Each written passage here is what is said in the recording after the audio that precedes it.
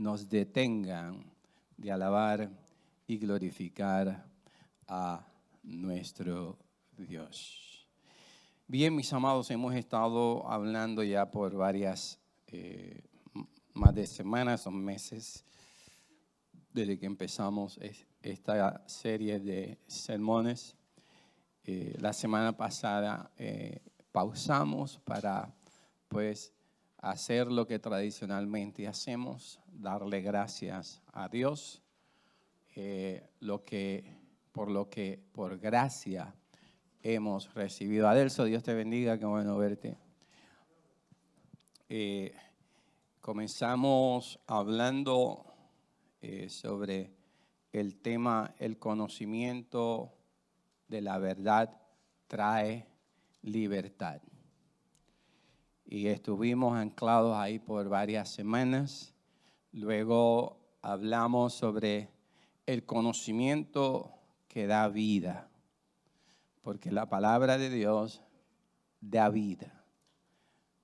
Da vida espiritualmente, porque su acción salvífica en la cruz del Calvario se traduce en vida para aquellos quienes le reciben como Señor y Salvador, ya que estaban muertos ¿en qué?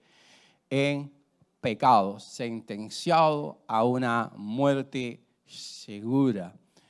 Pero también la palabra de Dios trae vida literalmente, físicamente. Hablando, vimos a Jesús resucitar a varios muertos para demostrar el poder del evangelio que le había sido otorgado a él para pronunciar a un mundo en dolor, en tinieblas. Y hablamos sobre el conocimiento que transforma. La palabra de Dios por sí misma tiene un poder que no necesita nuestra ayuda. Cuando uno la ingiere debidamente, cuando uno tiene una dieta balanceada de la palabra de Dios, la palabra de Dios comienza a obrar en nuestras vidas sin la ayuda del pastor. Qué nice. Porque la palabra de Dios es viva, es eficaz. Por eso es extremadamente importante que nosotros no abandonemos el hábito y la disciplina de leer la palabra de Dios. Porque la palabra de Dios es la base y es el fundamento que sostiene nuestras vidas. Por eso es importante. Y vamos transformando nuestras vidas según el consejo del apóstol Pablo, que vamos a ver un poquito más en este día, cuando exhorta a la iglesia de los romanos y obviamente a toda la audiencia a quien le llegó esta palabra, a que fuésemos transformados, o sea, por nuestro entendimiento, o sea, reemplazar toda la información vieja que teníamos por la información de la palabra de Dios, que es la que va a comenzar a generar lo que le llaman en inglés the growing pains. Es la que va a permitir que el Espíritu de Dios comience a obrar en nuestras vidas de tal modo que veamos transformación, veamos cambios significativos en nuestras vidas.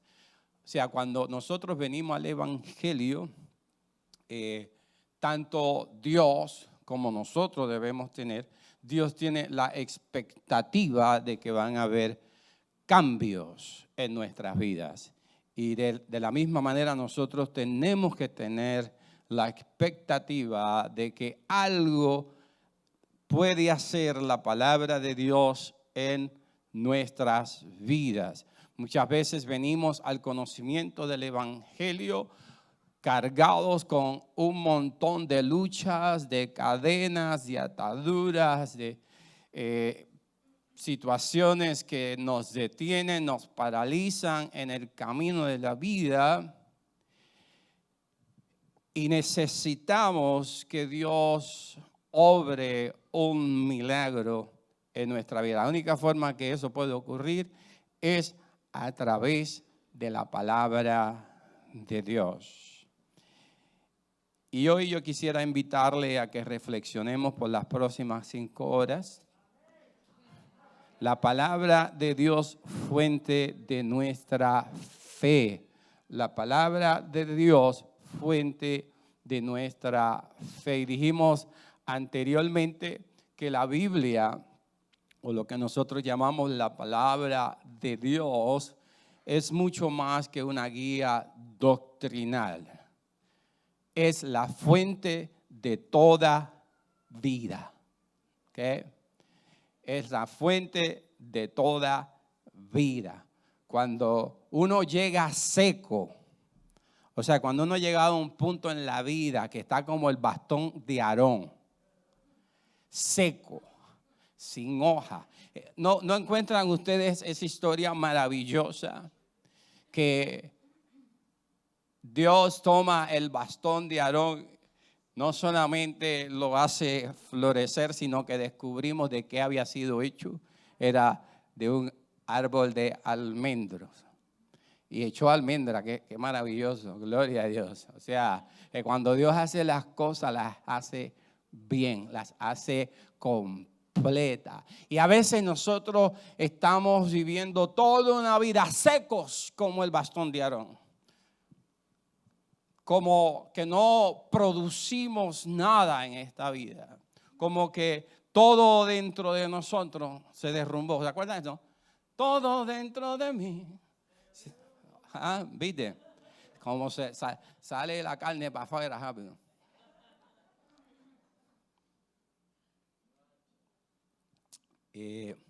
Se derrumba nuestro interior, se derrumban nuestras aspiraciones, se derrumban nuestros sueños, se derrumba todo lo que nosotros construimos por tantos años. Y a veces cuando llegamos a ese punto, miramos hacia el frente, tratamos de dar un vistazo hacia lo más lejos que podamos y no vemos una esperanza. No vemos un futuro, no vemos nada positivo porque nuestras circunstancias presentes no nos los permiten. Estamos anclados en un lodo, en un pozo de lodo cenagoso, en la oscuridad. Estamos encerrados en las prisiones que a veces nosotros mismos o la vida ha construido. Y a veces, no levanten la mano, pero nos sentimos tan muertos por dentro. No importa si tengo puesta la ropa de último modelo, la corbata más cara, el traje más caro, el peinado más caro, las uñas más caras. Me siento por dentro muerta. Y a veces me tengo que pinchar a ver si es verdad que estoy vivo. Porque, como dirían en mi barrio, no me huelen ni las azucenas. Que uno anda por ahí es como estilo zombie. Bueno, te la voy a regalar. Te la voy a regalar yo hoy. Nos parecemos al personaje de la canción del Gran Combo, que me levanto por la mañana, me tomo mi desayuno y no hago más nada. ¿Ah? Y sigo por ahí. Y aunque suene jocoso, la realidad de muchos seres humanos incluyendo aquellos que se sientan en la iglesia domingo tras domingo, se sienten vacíos, se sienten sin vida, sienten que no tienen una razón por qué vivir, por qué levantarse por las mañanas. Les ilustro.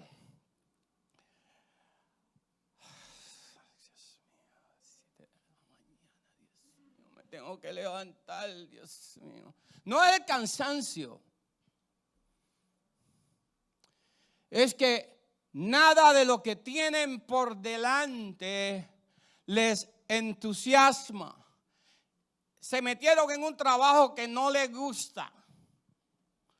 Sea por la razón que será lo único que había disponible o simple y llanamente me equivoqué de carrera, pero ahora no, ni mi trabajo me motiva a salir de mi casa.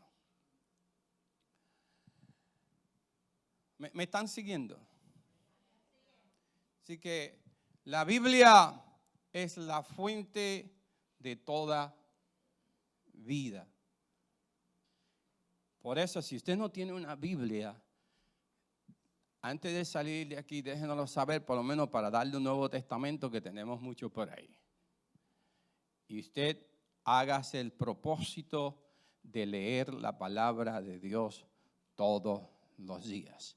Y pídale al Espíritu Santo de Dios que le ilumine en el proceso de leer la palabra de Dios. Si bien es cierto que yo creo en la educación, también creo en la inspiración del Espíritu. Hay momentos que uno está leyendo un pasaje bíblico que ha leído 100 veces. Y usted se encuentra en un punto en su vida crítico, donde necesita escuchar una palabra fresca de parte de Dios. Y lee ese texto bíblico que usted haya leído 100 veces y hoy le suena diferente.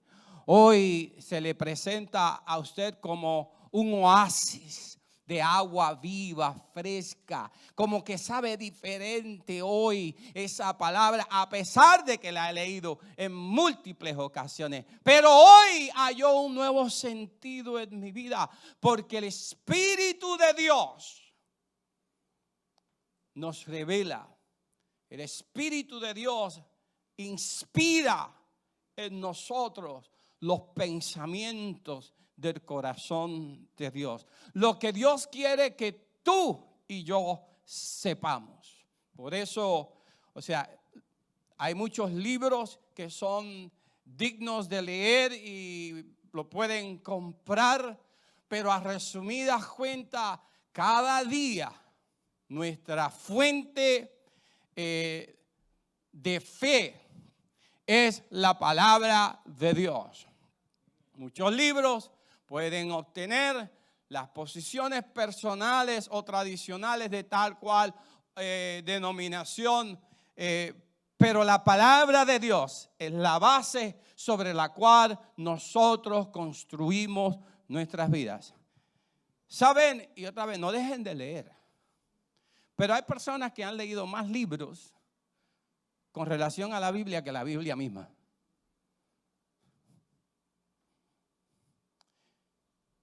Y es bueno que nos informemos, pero no podemos reemplazar la Biblia. La Biblia es la fuente de nuestra fe.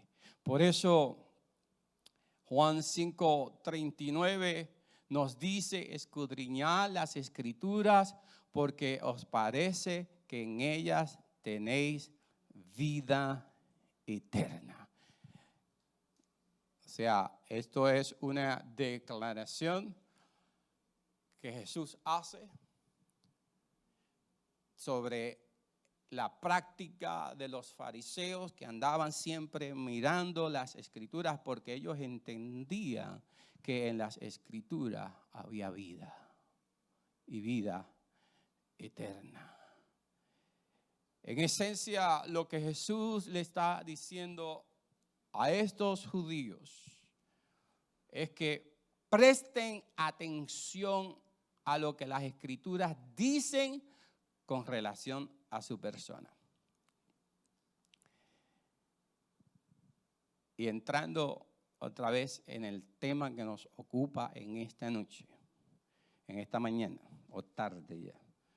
La palabra de Dios, fuente de nuestra fe. Dígale al que está debajo de su asiento: la palabra de Dios genera fe.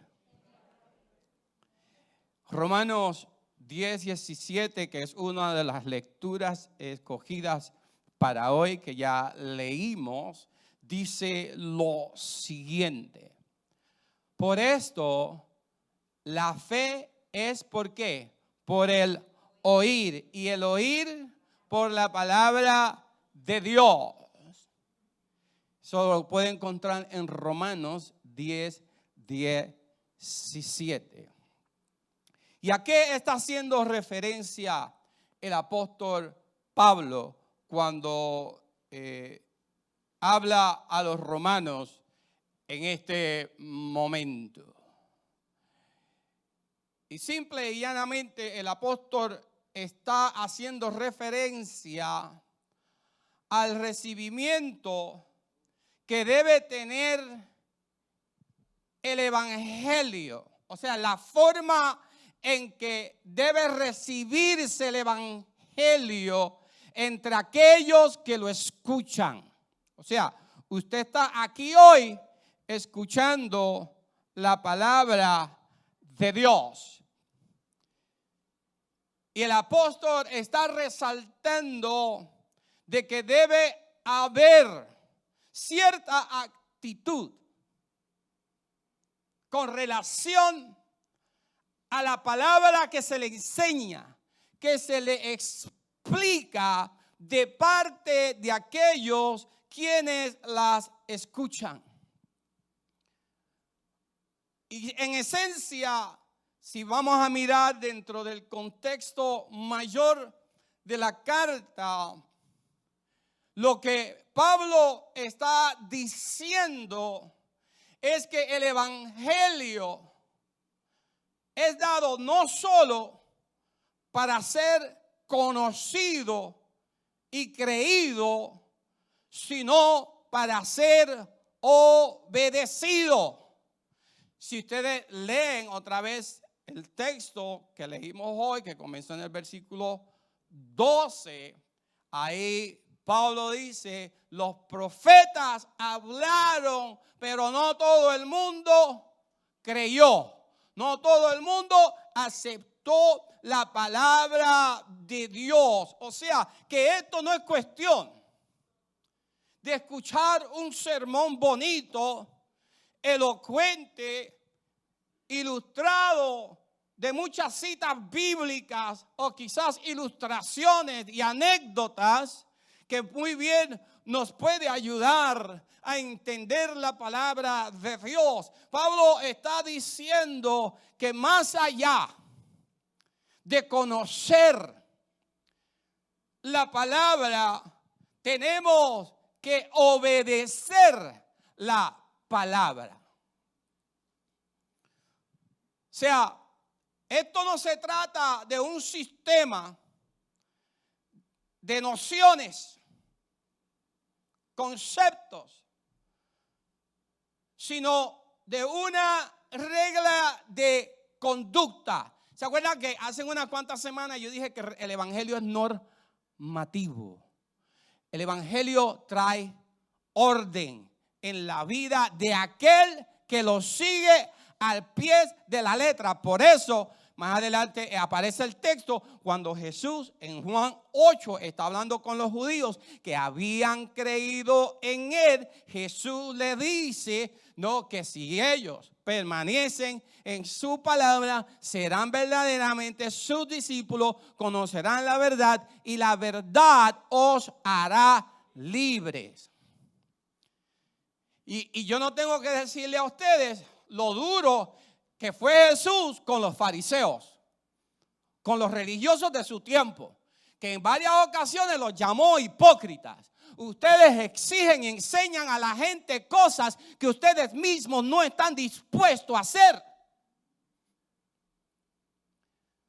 Entonces esto va al meollo del asunto, que es mucho más que convertirnos en una ametralladora AK-47 evangélica, citando textos bíblicos que a veces suenan como metal y címbalo, porque conocen mucha Biblia, pero hacen poca Biblia. Practican poca Biblia. Y es importante que entendamos que cuando leemos la palabra de Dios, la tenemos que leer con la expectativa, con las ansias, la necesidad de que algo ocurra en mi vida. Se lo he dicho en varias ocasiones. Hay personas que yo las invito para la iglesia, personas que nunca han estado en la iglesia, personas que están atadas por distintos vicios, drogas, alcohol o enfrascados en ciertos pecados. Y me dicen, pastor, cuando yo cambie ciertas cosas en mi vida, yo voy. Pero ¿cuántos años llevamos tratando de cambiar lo mismo y no lo hemos podido hacer? Mi respuesta es la siguiente: ven a la iglesia tal y como estás y déjale esos cambios al Espíritu de Dios. Porque ¿qué te hace pensar a ti que en todos estos años que tú llevas tratando de cambiar ese comportamiento, esa conducta, esa actitud, la vas a cambiar ahora? O la vas a poner como una condición para poder llegar al evangelio, cuando realmente hay que acercarse a Dios, de donde emana todo el poder. O sea, donde no hay comportamiento, no hay pecado, no hay mala conducta que el Señor no pueda cambiar, no pueda transformar. El comienzo, el desarrollo y el poder de la fe vienen por el oír, pero solo el oír la palabra, porque la palabra de Dios nos fortalecerá. La oímos y la ponemos en práctica. La aplicamos como si fuera un Nintendo nuevo. Yo todavía estoy estancado en los 80, ¿ok? Yo no sé mucho de esta nueva tecnología. Xbox.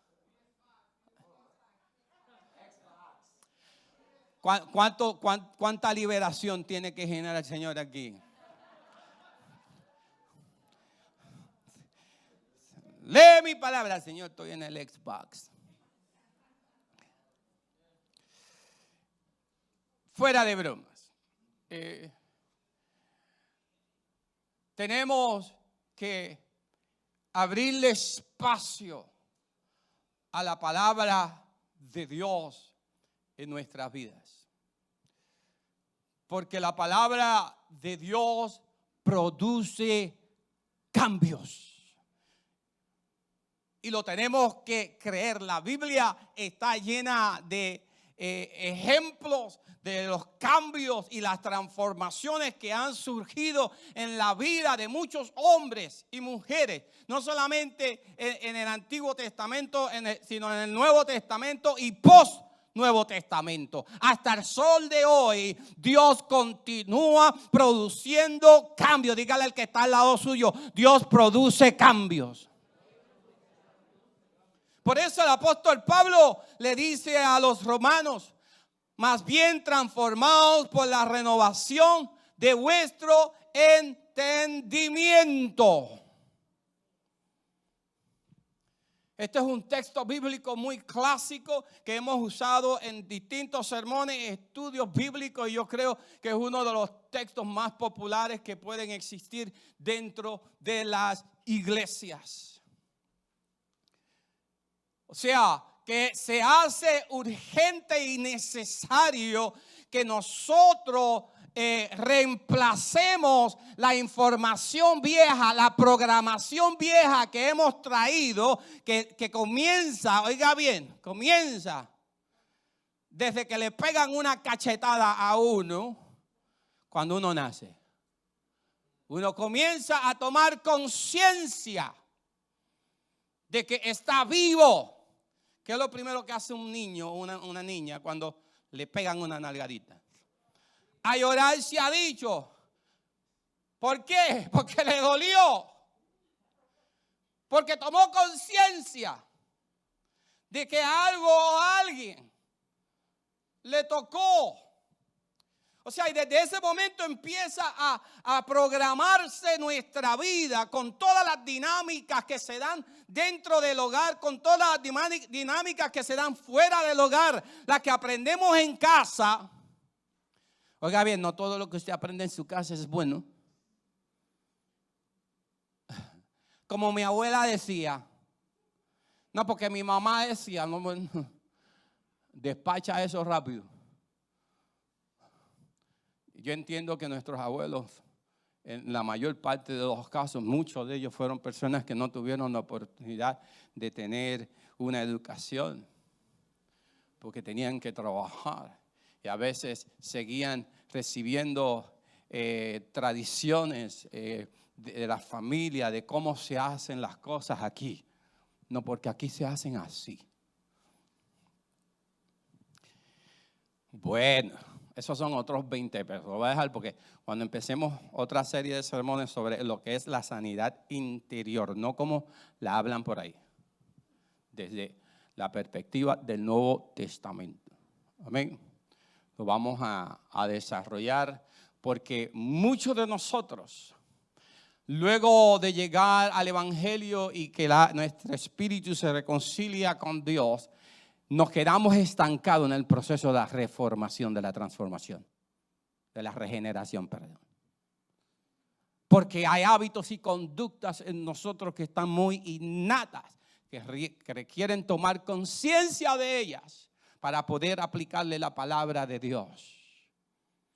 Porque ¿cómo yo voy a corregir lo que yo no creo que está malo? ¿Estamos? Porque si yo he aprendido a aceptar algo como normal, en mi vida jamás lo voy a ver como algo negativo. Y jamás voy a poner el esfuerzo de cambiarlo. Por eso es que Jesús habla y siempre haré. Yo creo que esto es uno de los textos bíblicos más importantes que el creyente debe tener. Juan 8. 30 y 31, conoceréis la verdad y la verdad os hará libre, porque muchos de nosotros llevamos toda una vida operando con medias verdades o con falsedades en nuestras vidas y vivimos agarrados de ello, aferrados de ello como si fuera algo bueno. Y lo único que hace es consumiéndonos, nos impide el crecimiento espiritual. Y hay cosas que hay que soltarlas aunque parezcan buenas. Pero no son buenas. Transformados, no por una mera desconformidad exterior para con el mundo. O sea, una de las cosas que los evangélicos aprendemos a hacer rápido es cambiar nuestra percepción, nuestra desconformidad con el mundo. Ya no quiero. De hecho, eso fue tan así que a lo largo de la historia de la iglesia cristiana han habido personajes que han sugerido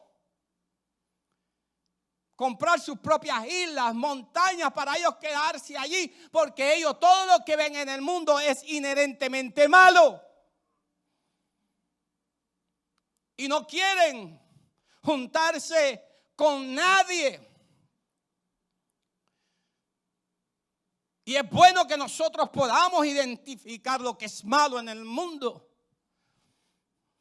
Pero querer separarnos del mundo sin estar primero pegado y permaneciendo en la palabra de Jesucristo no es saludable. De hecho, es antibíblico.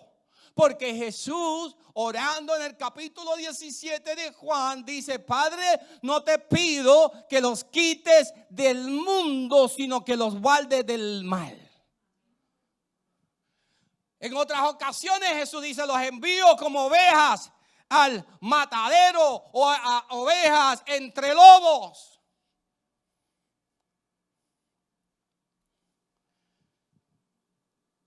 Transformado no simple y llanamente quiere decir desarrollar una percepción negativa del mundo. De hecho, de hacer eso, estamos actuando en contra de la creación de Dios, porque el mundo lo creó Dios. De querer separarnos, eso sí, yo no le aconsejo a nadie, oiga bien. Voy a decir esto con mucho respeto, pero ningún cristiano tiene parte ni suerte dentro de una discoteca, dentro de un bar, dentro de una esquina capeando o jangueando con gente que está capeando droga.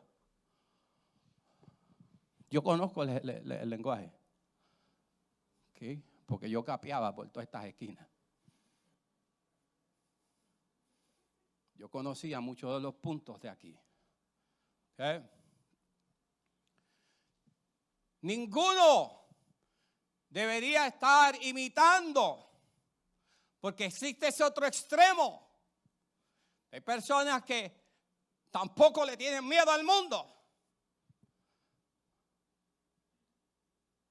Y por miedo quiero decir a las dinámicas diabólicas que se dan en el mundo. Y eso lo vamos a ver más adelante. Uno puede manejar y navegar las avenidas y las calles de este mundo confiado si uno está permaneciendo en el Evangelio. Si uno está cumpliendo la palabra de Dios. O sea, si yo no soy el tipo de persona que me dejo arrastrar por la corriente y por la opinión de los demás. Que tú no estás en nada. Que desde que te metiste evangélico, muchacho, lo único que haces es comer y dormir. Antes, tú sabes, tirábamos el pie para aquí, lo tirábamos para allá y estábamos, tú sabes.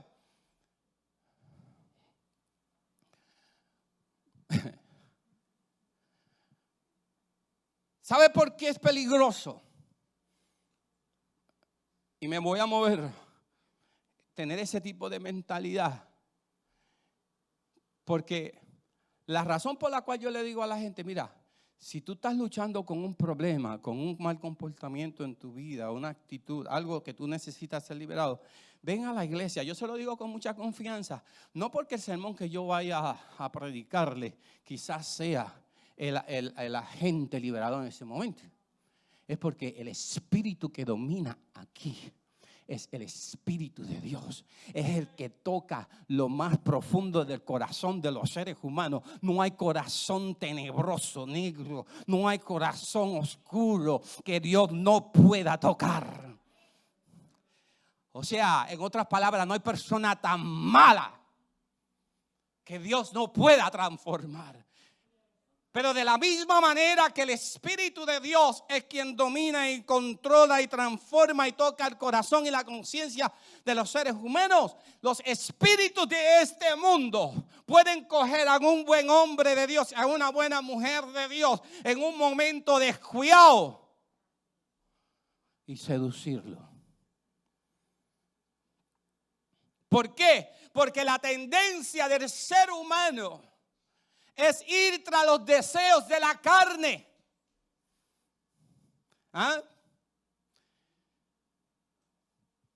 Vemos aquello que nos apetece, lo vemos como que es bueno. ¿Se acuerdan? Génesis capítulo 3. El fruto había estado allí todo el tiempo. Y no fue hasta que el diablo le dijo, hay beneficios si tú tomas eso. Porque el diablo te va a hacer ver los beneficios. You know? As long as there is, you know, and especially in this country, where the mentality is always what's in it for me. Right? We have been taught in this nation that the only way you're going to get me to do something if there is something in it for me. And the devil knows that. The devil knows that. And he's going to show you the fruit that will always be there. But now, under his explanation, now you get to see what you didn't see before that God had hidden from you. Dios lo había escondido. Ahora vio la mujer que el fruto era bueno. Añádele el hombre también, que él estaba ahí. Lo que pasa es que el cabezón no se atrevió a decir nada, pero él es tan culpable como Eva. Porque él debió haber dicho algo. De hecho, las instrucciones se las dieron a él. Ahora, por eso, ningún hombre o mujer de Dios debe andar por ahí en las periferias de este mundo pensando que es indestructible. Pablo dice que aquí no es cuestión de desarrollar una actitud negativa hacia el mundo, sino más bien por una transformación interior y espiritual de tal modo que haga toda nuestra vida nueva. O sea, esto es un asunto espiritual. When you get your spirit straight with God through the blood of the Lamb, when you become reconciled with God, now you initiate your spiritual journey. Now you are in the right path with God. Ahora tienes que entonces darle mantenimiento a esa vida espiritual. Tiene que haber novedad en nuestras motivaciones. O sea, yo no puedo venir a la iglesia o no puedo venir a la iglesia con las mismas malamañas del mundo. Yo tengo que revisar mis motivaciones. O sea, yo vengo a la iglesia ¿para qué? Para que me den. O para hacer lo que dijo la pastora hace un rato. Desde que nosotros entramos por las puertas de los atrios del Señor, venimos para darle a Dios. Primero le damos nuestra vida a Dios. Le damos nuestro tiempo a Dios. Le damos nuestros talentos a Dios. Y por eso tiene que haber novedad en nuestras motivaciones y nuestros fines. Una transformación en mi manera de interactuar con el mundo y con mi familia. O sea, yo no puedo continuar siendo la misma persona maldiciente que cuando pierdo los estribos en casa lo que me salen son culebras y veneno. Las palabras duelen. Las palabras hacen daño. No importa a quién uno se las diga, sea a los hijos, al esposo, a la esposa. Por eso el apóstol Pablo también de una manera sabia aconseja a los creyentes que no salga ninguna palabra mala de vuestra boca, sino aquella que sirve para edificar, para levantar la estima y el ánimo de nuestro prójimo, llámese como se llame, tenga el título que tenga, esposo o esposa.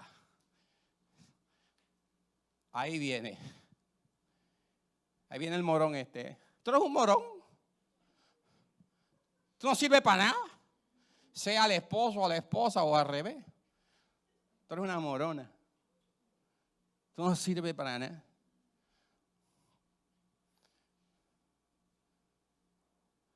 ¿Sabes lo deprimente que es para un niño escuchar esas palabras? Esto es lo más bruto. A mí una maestra me traumatizó hasta los otros días, hasta que empecé en la universidad. pude recibir liberación. Sí. Pero me traumatizó. Digo que yo era lo más bruto que ella había visto en toda su carrera académica como maestra. Sí, lo dijo así.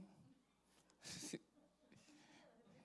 Yo estaba en 4º grado, imagínense. Era medio brutito, pero no tanto. Otra. Si esa es tu manera de pensar, resérvatelo. Pero no me lo diga. Me lastimó el corazón. Pero es una transformación que cambie nuestra manera de interactuar con el mundo, con el jefe, con nuestros compañeros de trabajo y de estudio. Que todo el mundo se dé cuenta que tú eres un verdadero siervo y sierva de Dios por tu manera de proyectarte al mundo.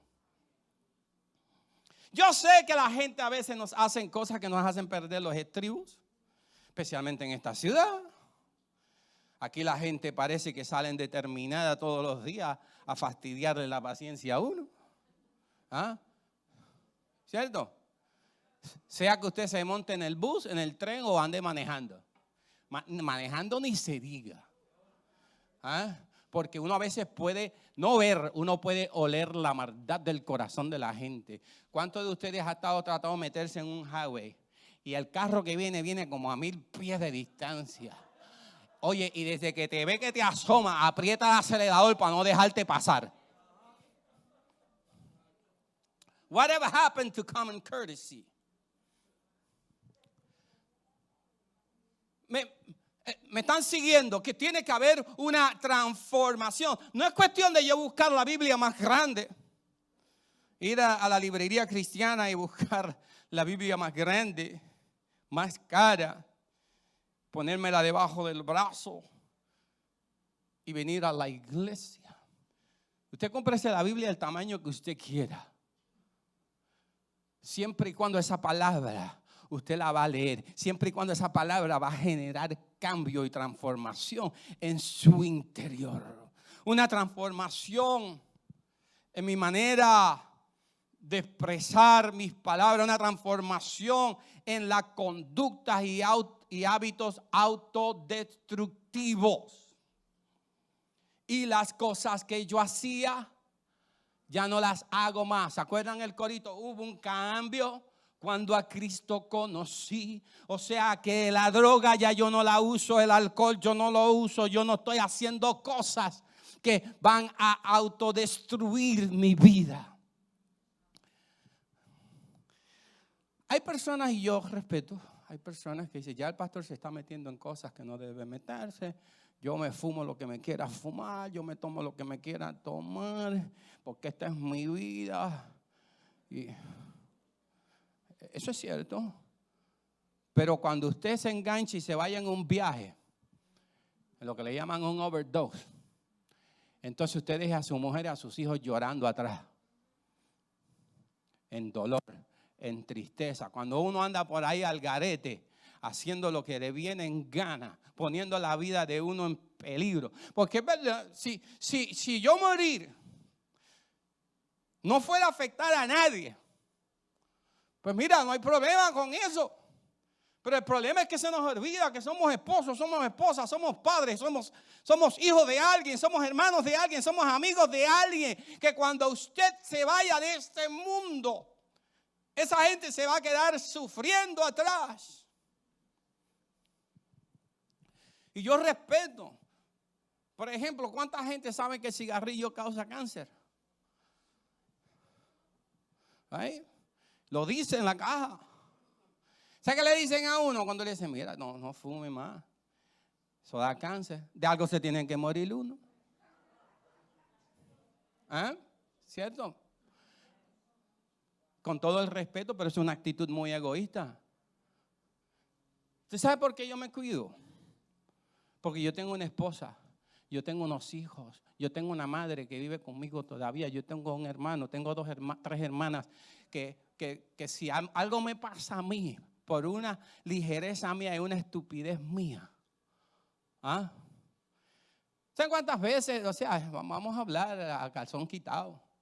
¿Cuántas veces la gente te hace un corte de pastelillo o en algún sitio, tú sabes, te empujan hasta que te sacan la vieja criatura para afuera? Y uno lo piensa.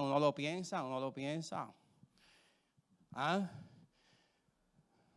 Pero yo elijo no morir en esa colina ese día. Tranquilo.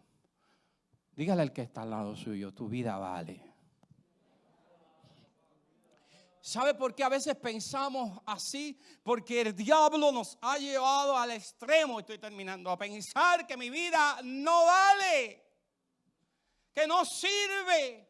Si hubiera sido así, Dios no hubiera mandado a su Hijo unigénito para que muriera en tu lugar y en mi lugar. Es Dios te está diciendo a ti, tú sabes cuánto tú vales.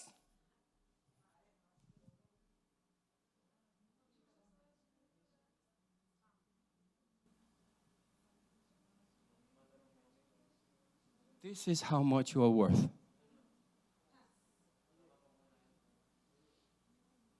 Entregué a mi hijo,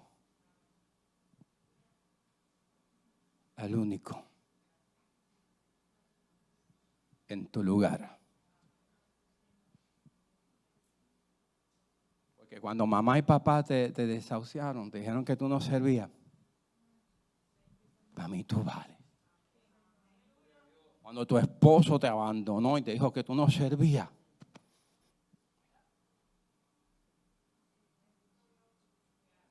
tú vales. Eso es lo que Jesús dice desde la cruz. Madre, he ahí tu hijo. Hijo, he ahí tu madre. Tú vales. Tú vales.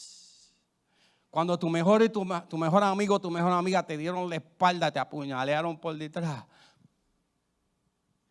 que ahora tú no crees en nadie, Jesús te dice, para mí, tú vales. Recuerdo, ¿qué hora es? Ya, vamos. Los voy a dejar ir por lo menos antes de las 4 de la tarde. He compartido esta anécdota con ustedes. Me disculpan si los canso, pero es una anécdota poderosa. ¿Cuántos de ustedes se acuerdan de Carmencita Vale? Si usted se acuerda, Junior. Yo sé que hay unos conectados que se acuerdan. Carmencita Vale era una mujer evangelista que se dedicó a predicar en las prisiones aquí en los Estados Unidos, particularmente en la ciudad de Nueva York. Y dice que ella fue en una ocasión a Puerto Rico, a una de las cárceles más malas, y predicó, y era una mujer con una unción increíble, o sea, con un mensaje poderoso, y predicó, y el Señor, el Espíritu la inquietó porque había dentro del grupo, mucha gente pasaron al frente, pero había un muchacho, o sea, bien determinado a que él no iba a responder, y ella fue y le dijo, ¿sabes que Dios te ama? Dijo, a mí, imposible que Dios me pueda amar. Yo, sí, Dios te ama. Usted no sabe por qué yo estoy aquí, señora. Por eso yo le digo que Dios no me puede amar. Ella le dice, no importa lo que tú hayas hecho en esta vida, no hay pecado que Dios no te pueda perdonar. Yo, señora, usted no sabe. Y usted sabe lo que yo hice. Yo maté 7 mujeres. Y algunas de ellas me las comí. ¿Cómo Dios me puede amar? Ella dice que ella tragó grueso en ese momento porque vio, ¿no?, la transfiguración de la maldad, de lo malo, del mismo demonio delante de ella. Pero dijo, aún a ti Dios te ama. Y con esas palabras el muchacho cayó desboronado en llantos y le entregó su vida a Cristo. Y fue transformado para la gloria y honra del Señor. Hay casos que son bien extremos, bien gráficos, que no es el caso de todos nosotros. Pero les brindo ese caso porque a veces, por varios errores que nosotros hemos cometido en esta vida, ya nos hemos borrado nosotros mismos de la gracia de Dios, de la misericordia de Dios. A mí nadie me puede amar. I'm unlovable. ¿Cuántas personas piensan que Dios? ¿Por qué? Porque de alguna manera alguien los dañó. Alguien les hizo algo que los ha llevado a pensar o decisiones que ellos mismos han tomado. Vamos a terminar, vamos a seguir. Porque yo quiero que tú entiendas hoy que la palabra de Dios es la fuente de toda vida. La palabra de Dios asusta al diablo. Someteos pues a Dios, resistir al diablo y él huirá de vosotros, dice Santiago 4:7. Someteos a Dios para que seáis de aquellos que son humildes. O sea, aquí esto es un lenguaje altamente militar. Someterte a alguien de un rango alto de humildad en sumisión, en obediencia. Y cuando tú logras someterte a Dios, puedes resistir al diablo. Puedes resistir todas las tentaciones que puedan llegar a tu vida. Dice el texto, y el diablo huirá derrotado de vosotros. ¿Cómo huirá el diablo de nosotros? Santiago nos dice esto. Sometiéndonos a Dios. Ríndase a su autoridad, ríndase a su voluntad y entregue su vida a Él y a su control. Y entonces desee seguirlo. El endemoniado de Gadara una vez fue liberado. Inmediatamente nació en él el deseo de ser maestro. Deja que yo vaya contigo. ¿De qué forma podemos resistir al enemigo? Limpiando nuestra conciencia, limpiando nuestros corazones. O sea, comenzar una vida nueva, una vida de consagración a Dios. No de ser el más santo, sino de poder dedicarle nuestra vida a Dios. Afligirnos delante de Dios, llorar delante de Dios, reconocer, está ahí en Santiago, léalo. Reconocer delante de Dios nuestra dependencia, nuestra necesidad. Humillémonos delante del Señor y Él nos pondrá en alto.